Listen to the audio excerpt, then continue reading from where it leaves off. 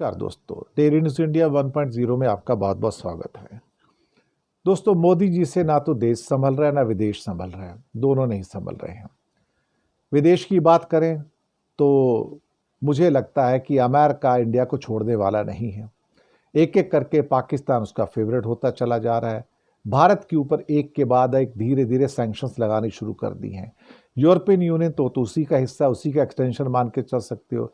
Naira energy और कई जो टैंकर्स वगैरह हैं उस पर ऑलरेडी कई किस्म की सैंक्शंस आ गई हैं।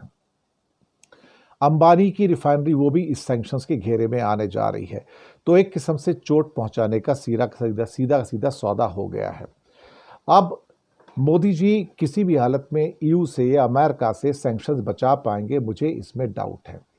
कहीं ना कहीं इस बात का एहसास हो रहा है कि सैंक्शनिंग ऑफ रशिया एक्ट 2025 जब पास हो जाएगा और कानून बन जाएगा कुछ दिनों में, जहां पे 500% का टैरिफ लगाया जा सकता है, तो भारत के ऊपर दबाव इतना ज़्यादा बढ़ जाएगा कि भारत उसका सामना नहीं कर पाएगा। और उसके बाद भारत का करीब करीब इस टाइम जो 250 बिलियन डॉलर का जो एक्सपोर्ट है, अब आप कहोगे 250 नहीं है, 75-80 बिलियन डॉलर है, तो भाई करीब करीब 150 पौने 200 बिलियन डॉलर का सॉफ्टवेयर और कंसल्टेंसी यानी कि सर्विसेज का एक्सपोर्ट भी तो है, वो भी तो महत्वपूर्ण है। तो भारत का 200 और 250 बिलियन डॉलर के बीच का जो एक्सपोर्ट है वो स्टेक पे आता है। तो भारत पर दबाव बहुत ज़्यादा है और इन दबावों की वजह से अमेरिका मैक्सिमम प्रेशर डाल रहा है। अमेरिका को पता है कि लोहा गर्म है, हथौड़ा मार दो।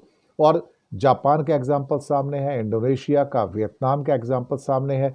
और ट्रम्प अपनी जिद के बहुत धनी है और कहते हैं मैं तो तुमको छोड़ने वाला नहीं है। तो मोदी जी वहां पर घुटने टेकते नजर आ रहे हैं।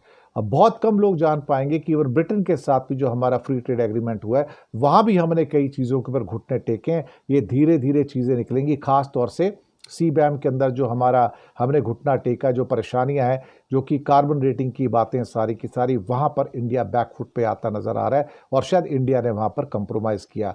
कृषि के क्षेत्र में और डेयरी के क्षेत्र में भी कुछ कॉम्प्रोमाइजेज हैं जो माइक्रो प्रिंट में निकल के आएंगे, तब हमको पता लगेगा। और बाकी देश के अंदर तो आपको पता ही क्या चल रहा है, यहाँ भी विदेश में तो फेल हो ही गए, देश में फेल हो रहे हैं। आपके पास SIR बिहार के ऊपर कोई जवाब नहीं, आपके पास ऑपरेशन सिंदूर की सीजफायर पे कोई जवाब नहीं, आपके पास युद्ध रोकने पे कोई जवाब नहीं, आपके पास कितने हमारे विमान गिरे उस पर कोई जवाब नहीं, आपके पास इस बात का कोई जवाब नहीं कि पहलगाम में मारे गए हत्यारे कौन थे, आपके पास इस बात का जवाब नहीं कि पुलवामा में किसने आपको मारा 40 लोगों को। तो कहीं ना कहीं पूरे भारत के अंदर मोदी जी परेशानी में घिरते नजर आ रहे हैं। ना ये देश में सक्सेसफुल है ना विदेश में। हाँ, सीना चौड़ा करके महंगे 1.5-2 लाख के चश्मे लगा के फोटो खिंचवाने में बहुत माहिर हैं, लेकिन फोटो खिंचवाने से और खींचतान के जफियां मारने से बात नहीं बनती साहब, बात नहीं बनती है।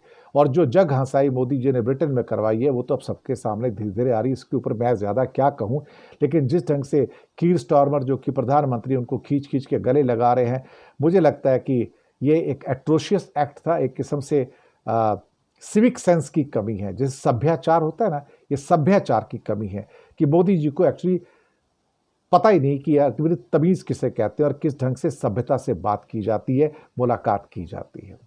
तो दोनों जगह ग्रैंड फेलियर हमें देखने को मिल रहा है। शुक्रिया आपका।